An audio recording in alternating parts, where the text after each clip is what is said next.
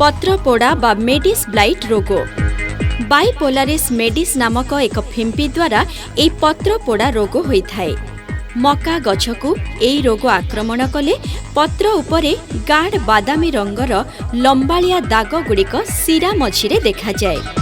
बेले बेले पत्र गुड़िक सुखी गला परि मध्य देखा जाए। एई पत्रपोड़ा रोग द्वारा कृषक भाई और भौणी मानंकु मका फसल रे बहु परिमाण रे क्षति सहिबाकु पड़िथाय। जो फिंपी द्वारा एई पत्रपोड़ा रोग होइथाय सेई फिंपी मका गछर मूली रे लागी रहिथाय। फलरे एई फिंपी माटी रे मध्य बहुदिन पर्यंत सक्रिय रहिथाय। समय समय रे संपृक्त पत्रपोड़ा रोग बिहनबाही मध्य होइथाय। पत्रपोड़ा बा मेडिस ब्लाइट रोगर प्रतिकार गछर मूली को नष्ट करिदेबा, बिहन विशोधन करिबा एवं फसल पर्याय अनुसरण करिबा द्वारा एई पत्रपोड़ा रोग को नियंत्रण करा जाई पारिबो।